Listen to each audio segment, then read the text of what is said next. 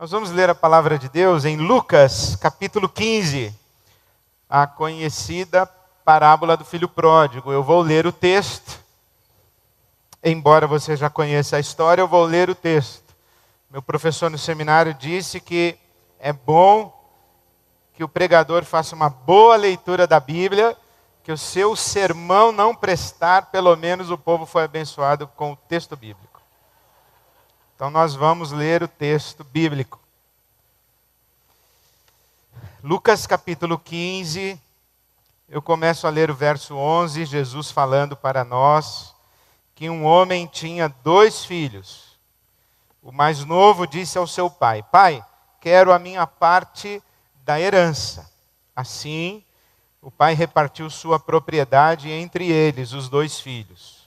Não muito tempo depois, o filho mais novo reuniu tudo o que tinha e foi para uma região distante e lá desperdiçou os seus bens vivendo irresponsavelmente. Depois de ter gasto tudo, houve uma grande fome em toda aquela região e ele começou a passar necessidade.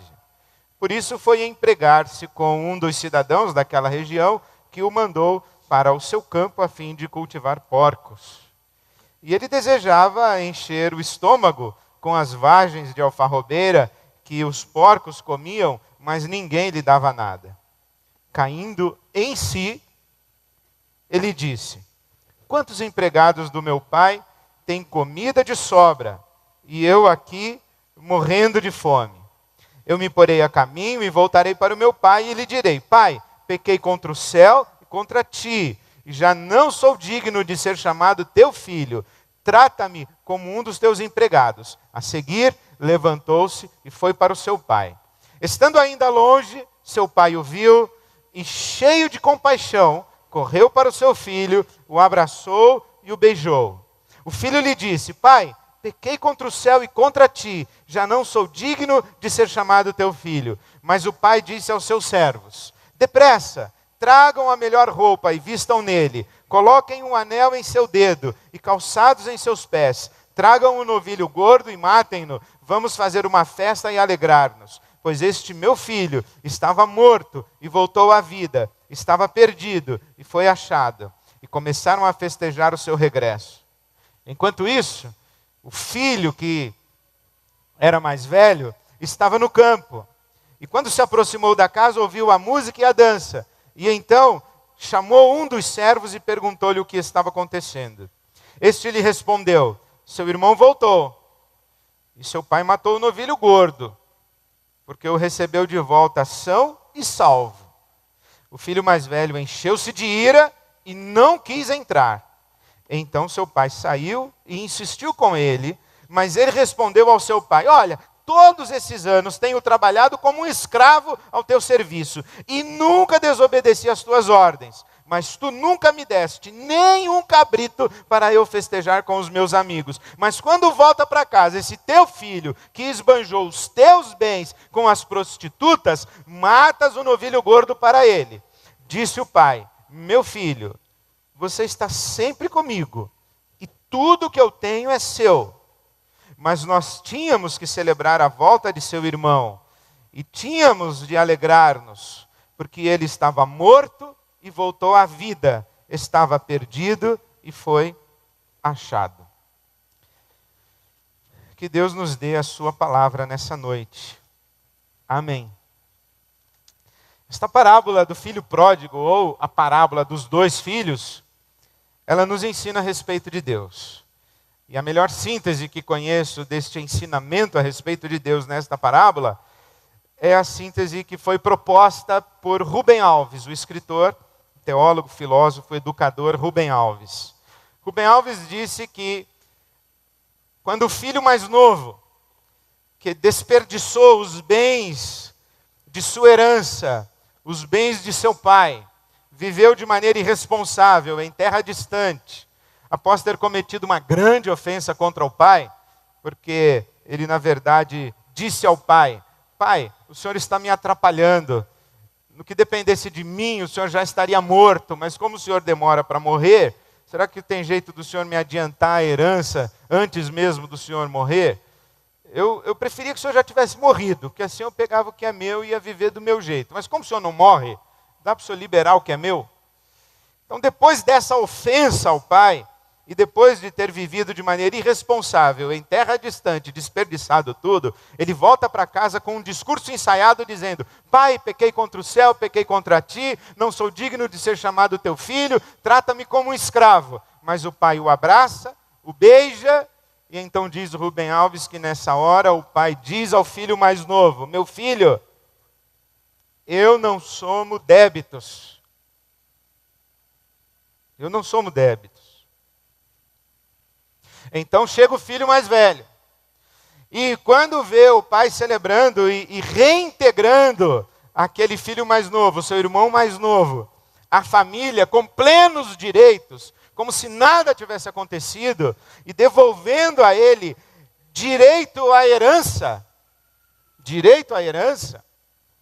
o filho mais velho diz: eu tenho trabalhado como um escravo, eu nunca desobedeci às tuas ordens, e o Senhor sequer me deu um cabrito para festejar com os meus amigos, mas vindo agora esse teu filho que desperdiçou os teus bens, o Senhor mata um novilho gordo justo para ele, não para mim. Entre nós dois, eu e ele, quem merecia esse novilho gordo seria eu. E o pai o abraça, o beija e diz: meu filho, eu não somo créditos. Meu filho, eu não somo créditos. Não somo débitos e não somo créditos. É isso que esse texto nos ensina a respeito de Deus, que Deus se relaciona conosco e nos trata com amor, motivado não pelos nossos créditos e débitos, nossos méritos e deméritos, mas porque Ele se autodeterminou a nos amar e a dar a nós o melhor do que Ele tem por nós. E é isso que se chama graça. É que aquilo que Deus faz por nós, aquilo que Ele é para nós, a maneira como se relaciona conosco, mais precisamente, a sua disposição inalterável, irreversível, de nos receber sempre com um abraço e um beijo, não tem nada a ver com a maneira como nós vivemos, mas com o seu amor autodeterminado. É isso que se dá o nome de graça. A predisposição positiva, a predisposição favorável, o amor unilateral de Deus para conosco.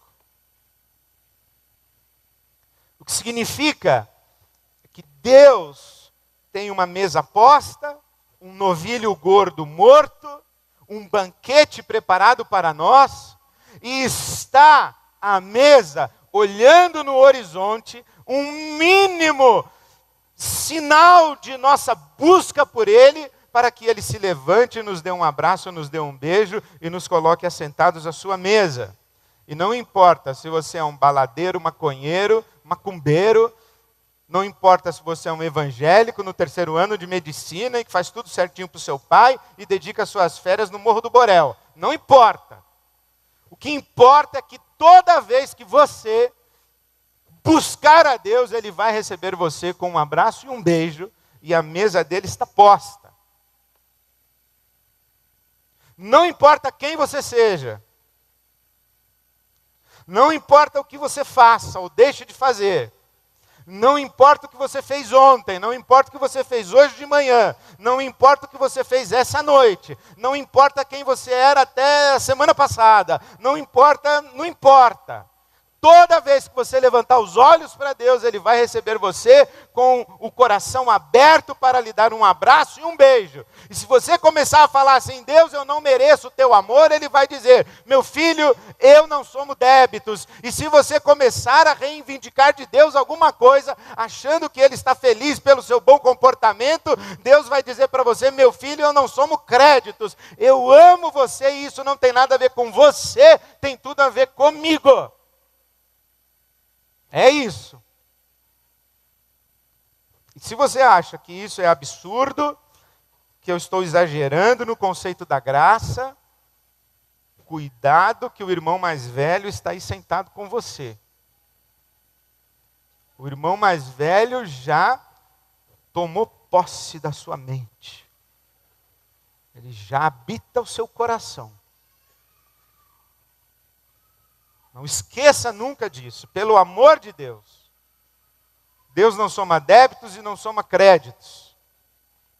Não importa quem você seja, o que você faça, o que você foi ou o que você tenha feito. Não importa. A mesa está posta para você com um novilho gordo e Deus quer dar a você ou em você um beijo e um abraço. Sempre, sempre, sempre. E isso para nós é um consolo e um conflito. Para mim, especialmente, é um consolo e um conflito. Consolo porque eu me percebo livre desse mecanismo que faz rodar a máquina do que nós chamamos religião. A religião que se constrói em cima do discurso em nome da culpa, do medo e da ganância. E toda vez que alguém vier falar comigo, Ed, Deus está furioso com você. A mão de Deus vai pesar na sua vida. Deus não está ouvindo as suas orações. Eu vou dizer, não é verdade. Deus está com a mesa posta para mim. E se eu for buscar por Ele agora, Ele vai se levantar e vai me dar um abraço e vai me dar um beijo. Deus não está furioso comigo.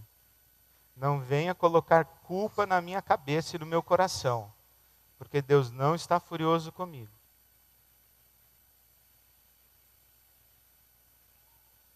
E se alguém vier dizer para mim, Ed, Deus está muito feliz com você, e esse é um ano de prosperidade e bênção na sua vida, porque Ele tem visto a sua fidelidade, eu vou dizer, mentira. Se é um ano de bênção e prosperidade para mim, eu não sei. Mas se porventura for, não é porque Deus tem visto a minha fidelidade. É porque Ele é um Deus cheio de graça. E que tem prazer em me abençoar. Porque se é verdade que Deus não soma débitos, e você não pode colocar culpa e me manipular, me fazendo ficar com medo de Deus, também é verdade que Deus não soma créditos. E você não pode me querer convencer de que porque eu vou na sua corrente da fé, ou do porque eu dou dinheiro na igreja, ou porque eu sou voluntário na creche, Deus vai me abençoar mais. Ele não soma nem débitos nem créditos. Então, para mim, eu estou seguro no amor de Deus que depende dele, não depende de mim. E eu não posso fazer nada para me separar do amor de Deus. Deus continua sempre lá, a mesa sempre posta e tudo lá. Então isso para mim é um grande consolo, mas é um conflito.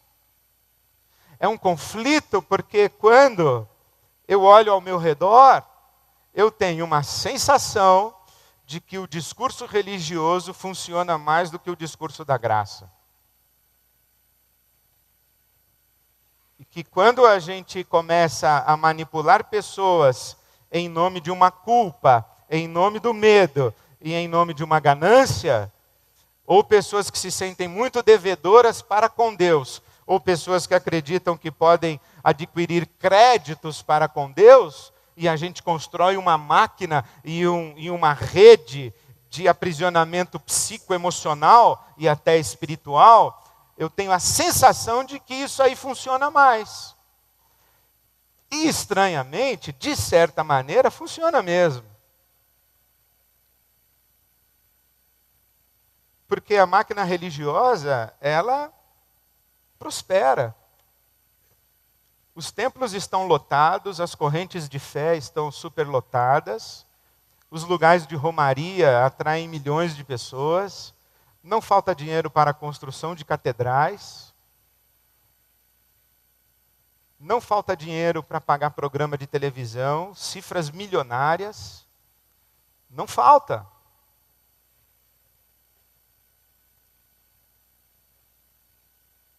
Então a sensação que dá é que o discurso da graça é um discurso fraco.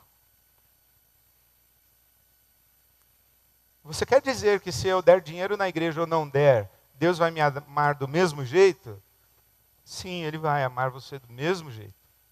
E toda vez que eu for falar com Ele, Ele vai me dar um abraço e um beijo? Eu vou dizer, sim, Ele vai te dar um abraço e um beijo.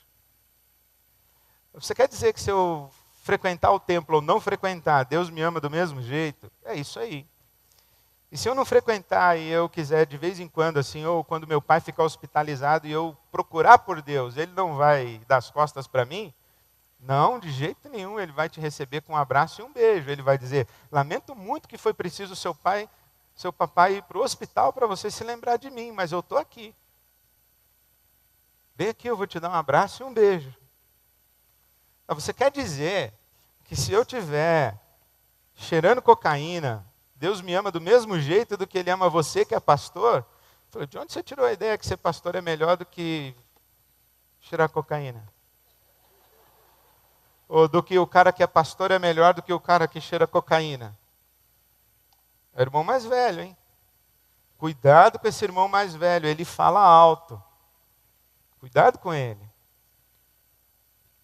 Você quer dizer que Deus ama os fariseus e as prostitutas do mesmo jeito? Do mesmo jeito. De onde você tirou a ideia que fariseu é melhor que prostituta?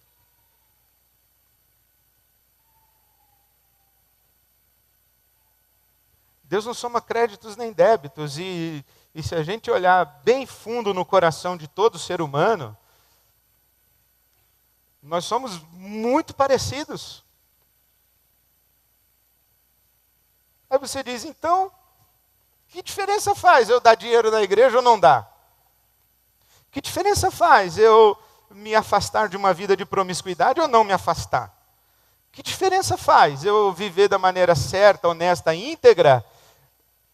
Que diferença faz, então? Por que eu não sou corrupto, então? Eu vou ser corrupto. Eu vou me entregar para essa coisa aí que eu queria, que o meu irmão foi e eu não fui. Meu irmão foi para a corrupção, foi para a promiscuidade, o meu irmão foi. Eu não fui. E aí você está dizendo para mim que ele foi e eu não fui, e Deus ama nós dois igual? É isso que eu estou dizendo. Deus ama você e o seu irmão igual. Não, mas eu fiquei na igreja. Eu faço tudo certinho. Eu não gasto férias em Las Vegas, eu gasto férias no projeto Quilombola. E daí? Bobo é você.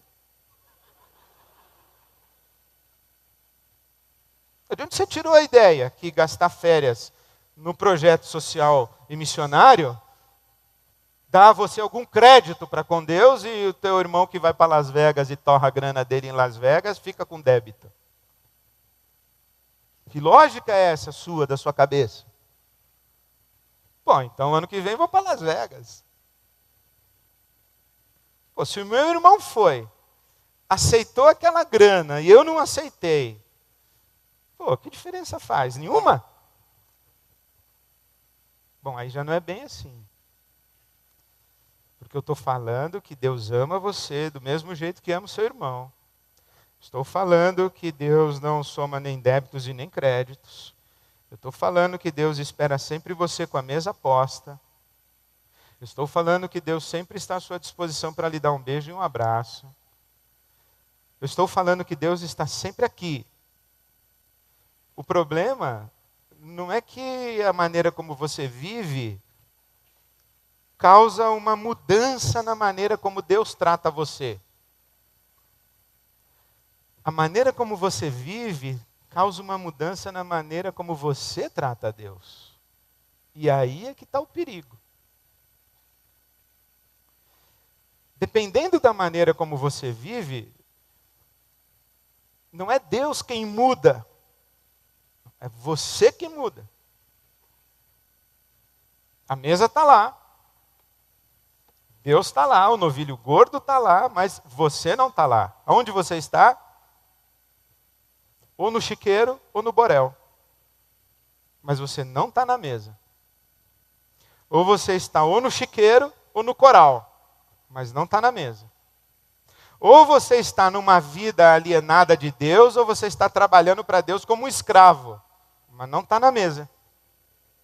Se você vive com a lógica de créditos e débitos, méritos e deméritos, avaliando as pessoas por uma régua de comportamento moral, sem colocar a interioridade, o coração dessas pessoas, inclusive principalmente o seu, diante de Deus, se a sua régua é moral, se a sua régua é religiosa, ou você está vivendo longe de Deus para fazer a sua vontade, ou você está trabalhando como um escravo, tentando conquistar créditos para fazer Deus fazer a sua vontade. Mas a questão é que você e o seu irmão são duas pessoas iguaizinhas. E em que vocês são iguais? No desejo de fazer com que a sua própria vontade seja absoluta. Porque o filho mais novo disse assim para o pai: pai, eu quero viver do meu jeito. E o senhor está me atrapalhando. Então, tchau. Eu vou viver do meu jeito e fazer a minha vontade. E foi embora. E o filho mais velho: pai, eu quero viver do meu jeito. E eu estou tentando provar para o senhor que eu mereço que o senhor viabilize a vida do jeito que eu quero.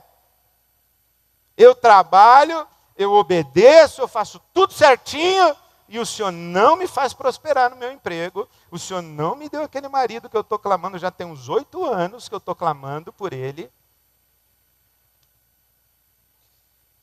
O senhor não está vendo a minha fidelidade, Senhor, para honrar a minha fidelidade? O que esse irmão mais velho está dizendo?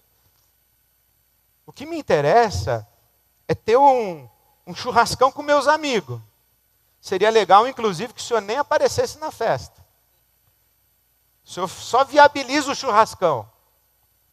Mas o senhor não me dá nenhum churrasco com meus amigos, e eu trabalho, eu obedeço. Quase que ele diz assim: eu tenho uma vida infeliz aqui dentro da tua fazenda, e tenho uma inveja danada do meu irmão lá fora, eu devia ter ido com ele. Se era para ser assim, era melhor ter ido com ele.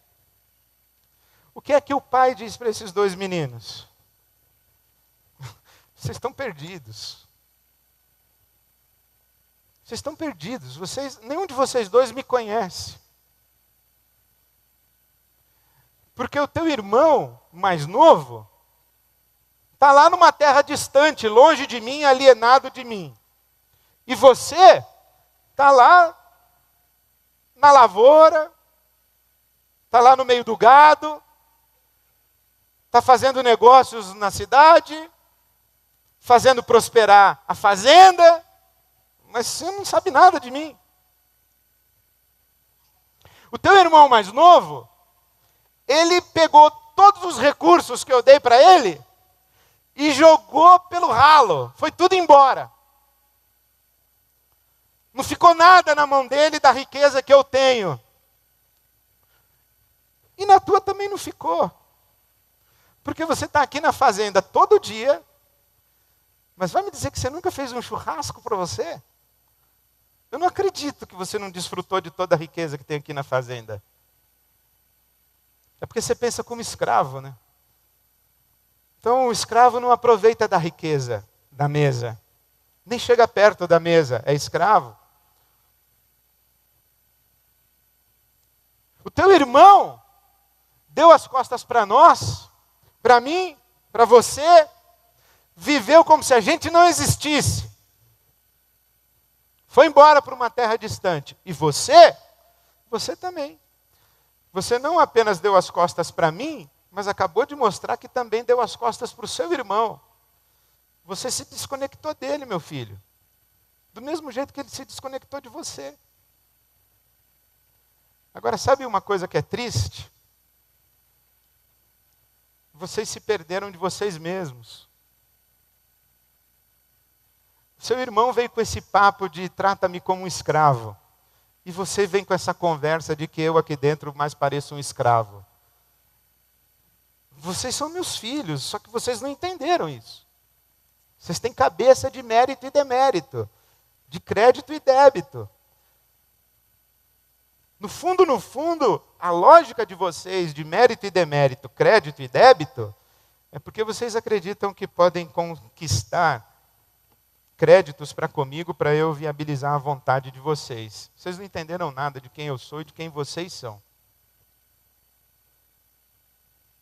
Vocês estão alienados de mim, dos outros e de si mesmos. Por isso que a vida de vocês é vazia desse jeito. Por isso que seu irmão, para encher a vida, foi para uma terra distante, catar e procurar não sei o quê. E por isso é que você acha que para ter uma vida cheia eu tenho que financiar churrasco para você. Ah, faça-me um favor. Vocês estão alienados. Deus para vocês é uma coisa que vocês tateiam no escuro e não conseguem nenhuma mínima experiência com Ele. Porque vocês estão ocupados demais com vocês mesmos. Vocês estão alienados de Deus. Os relacionamentos de vocês não são de afeto, são utilitários. Na hora da fome vocês ficam solitários. Porque não construíram vínculos de afeto com ninguém.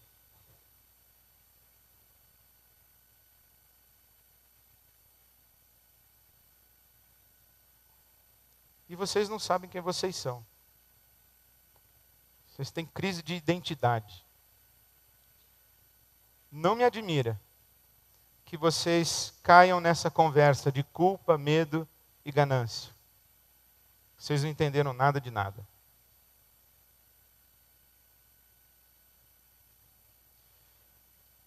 E aí, quando a gente vai celebrar a ceia memorial hoje, nós lembramos o que o apóstolo Paulo nos disse da igreja de Corinto, no capítulo 11, o versículo 17, que diz assim, primeira carta aos Coríntios, capítulo 11, 17. Nisto que vou lhes dizer, não os elogio, pois as reuniões de vocês mais fazem mal do que bem. Ora, como assim? A mesa está posta com um novilho gordo? Deus está sentado à mesa querendo nos dar um beijo e um abraço? Deus tem a sua boa vontade amorosa e a sua graça na nossa direção. Como é que a gente tem uma reunião que faz mais mal do que bem? Bom, o problema não está em Deus, o problema está na gente. E qual é o nosso problema? Versículo 18 de 1 Coríntios 11. Em primeiro lugar, ouço que quando vocês se reúnem como igreja, há divisões entre vocês. Vocês estão divididos. Vocês não se veem como um só. Vocês se tratam como irmãos mais velhos e irmãos mais novos. Mais pecador, menos pecador, joio, trigo, carnal, natural, espiritual. Vocês não conseguem se enxergar como um só. Versículo 20. Quando vocês se reúnem, não é para comer a ceia do Senhor, mas cada um come sua própria ceia sem esperar pelos outros. Vocês não estão nem aí com os outros, vocês nem prestam atenção em quem está do lado. Vocês só pensam em vocês mesmos. É por isso que cada um come a sua própria ceia sem esperar pelos outros, e assim, enquanto um fica com fome, o outro se embriaga. Será que vocês não têm casa onde comer ou beber, ou desprezam a igreja de Deus e humilham os que nada têm? Que lhes direi? Eu os elogiarei por isso? Certamente que não. Vocês estão comendo sem discernir o corpo do Senhor. Versículo 26. Sempre que comerem deste pão e beberem deste cálice, vocês anunciam a morte do Senhor até que Ele venha. Portanto, todo aquele que comer o pão ou beber o cálice do Senhor indignamente, será culpado de pecar contra o corpo e o sangue do Senhor. E vocês estão perdidos de vocês mesmos. Examine-se então cada um a si mesmo. Volte o olhar sobre si mesmo. quem eu sou, como é que eu vivo, quem é Deus para mim, que corpo é esse que está diante de mim, quem é esse Cristo, quem eu sou, quem é o Cristo que está diante de mim e quem é que está à minha volta. É como se Deus estivesse dizendo: ei, acorda, você não está sozinho no mundo, tem gente do seu lado, você está desconectado das pessoas. Ei, acorda, isso aí não é pão e vinho, não é pãozinho com suco de uva, isso é o corpo de Cristo. Você perdeu a noção do que é que você tem na mão. Ei, acorda, quem é você? O que você sabe a respeito de você para estar aqui nessa mesa comigo? Volte os seus olhos para Deus, volte os seus olhos para os outros, volte os seus olhos para você mesmo, e então coma do pão e beba do cálice. Versículo 29, pois quem come e bebe sem discernir o corpo do Senhor, come e bebe para a sua própria condenação. Por isso há entre vocês muitos fracos e doentes, e vários já dormiram. Esse aqui, vou até parar a leitura aqui desse versículo 30. Esse versículo é pesado. Os fracos, os doentes e os que dormiram. Que dormiram tem duas conotações. Uma conotação é de Tessalonicenses capítulo 4, que diz assim, que dormir é um eufemismo para a morte. Dormiu é morreu. Entre vocês tem uns caras aí fracos, doentes e uns que já morreram. Deus tirou de cena. Você imagina isso? Deus olhar para um cara assim, você é folgado, hein? Você é folgado. Mês passado você estava folgando. Esse mês você folgou de novo. Você está folgando já tem uns 20 anos que eu estou te secando. Sabe o quê? Bora. Chega.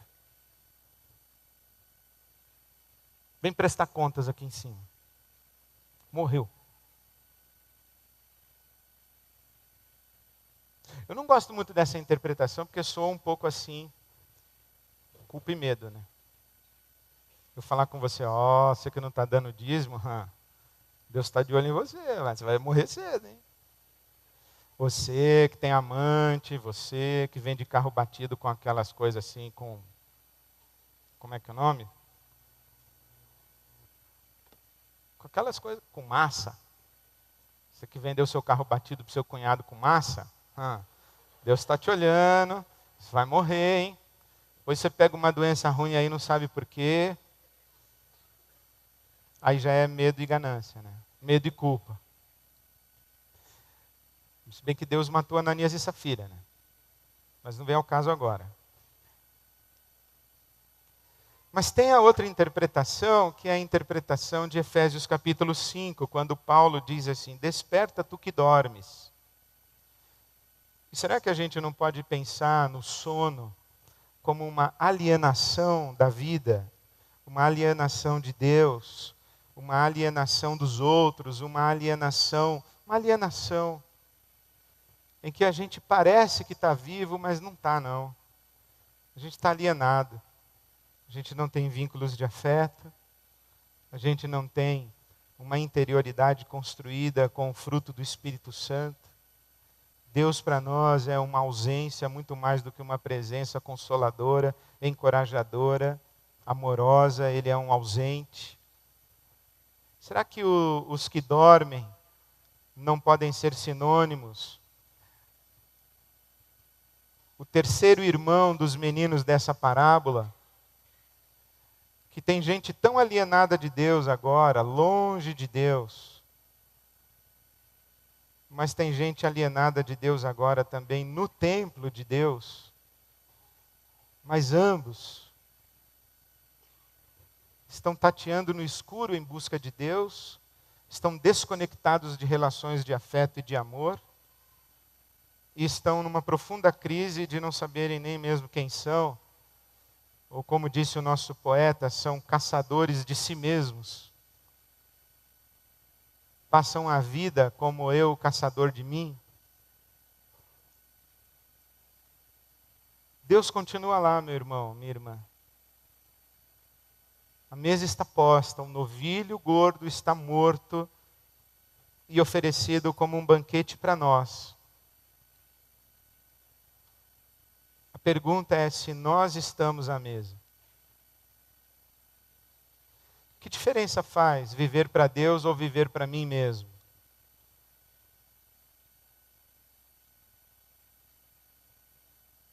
Em Deus nenhuma diferença, porque Deus é amor.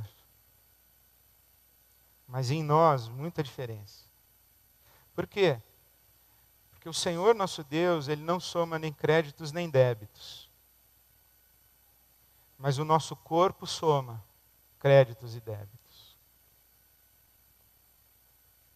Dependendo da maneira que a gente se alimenta, o corpo soma créditos ou soma débitos. E ele vai cobrar a conta. As suas horas de sono, ou você soma créditos ou você soma débitos. E o seu corpo vai cobrar a conta. A sua consciência soma créditos e débitos. E cobra você. As pessoas com quem você convive, elas somam créditos e débitos. E elas podem dar as costas para você. A sociedade onde você convive, ela soma créditos e débitos. E você pode perder seu nome na sociedade em que você está. Você pode perder amigos, você pode perder família, você pode perder filhos, você pode... Deus continuará lá para você e para mim. A questão é saber se nós vamos estar lá onde Deus está ou se nós estaremos totalmente alienados de Deus. A oportunidade de celebrarmos a ceia é essa extraordinária. De nós, de tempos em tempos, fazermos uma parada. Nos colocarmos em silêncio diante de Deus e recuperarmos o discernimento da grandeza, do amor, da majestade de Deus diante de quem nós estamos. Recuperarmos o fato de que vivemos em comunidade e que há outras pessoas à nossa volta que não podem ser ignoradas enquanto nós somos abençoados por Deus. Mas também nós recuperarmos um olhar a respeito de nós mesmos. Não como bichos que comem no chiqueiro, e nem como escravos que trabalham para Deus por um motivo inadequado, mas como filhos de Deus e filhas de Deus, à mesa de Deus. Eu oro que esse nosso momento de celebração da Eucaristia, da ceia em memória de nosso Senhor Jesus Cristo, nos desperte para Deus, para o nosso próximo, para nós mesmos. Amém.